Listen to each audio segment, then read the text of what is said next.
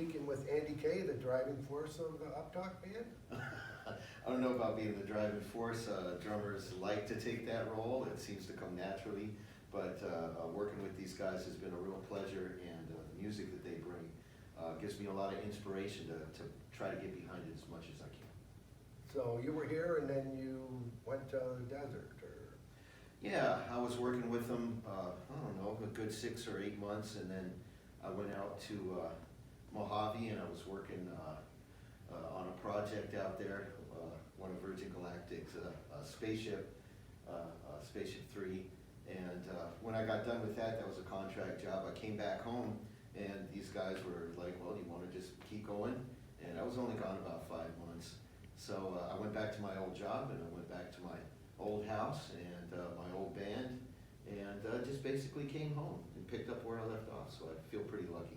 Is it hot there? When I was there, it was during the winter time, so it was like 65, 70 degrees during the day, sunshine and blue sky.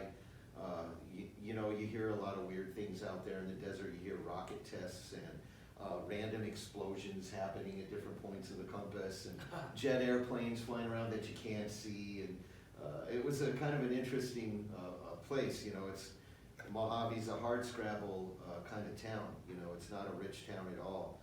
But when you go into the hangars out at the airport, the technology they have there is just amazing. I'd never seen anything like it, so I was, you know, happy to be there for the time that I You have lots of photos of all the secret stuff? we were all under surveillance from Yeah. multiple angles at all times, so I never whipped out my cell phone to take pictures. It was something that was expressly forbidden. You're probably not to be able to talk about anything either. I can talk about it, but you know, it's an all composite ship, and it's a really cool design. It feathers into the atmosphere by raising booms and drops like a badminton birdie, and then the booms come down and it glides to a landing. So it's got a unique way of entering the atmosphere that doesn't require as much ablative or heat shielding as you find on other ships like the capsules that come in at like Mach 4, and they're really burning up when they come in, you know. But this one's designed for an easier re-entry process, and it seems to work. They've made multiple flights, and Richard Branson is still doing his thing. So yeah, it was cool to be a part of it. Wow, that's amazing. So you've been in 14 albums and 4 movies, huh? Yeah, the independent movies that was all done back in Colorado years and years ago, but it was, you know, it was with the Opal Ghost Company, and the stuff was fun. Just a bunch of friends getting together and making these short films with these weird scripts, you know.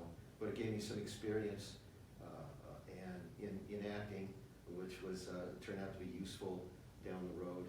And yeah, I've been on a bunch of albums. Most of them are just, you know, they're just obscure little albums that I made with friends. There's a couple of good projects in there. There's an album called Mars Can Wait by a band called The Semantic Vacuum Hypothesis. And since no one can remember it, you know, nobody's ever going to listen to that album. But I was proud of that one. That was a really good group of guys. Great production. It took us 2 years to make the album, and I still listen to that one proudly to this day. Excellent. So we're going to be able to hear you guys play. So thank you very much for coming out. They're going to play live next.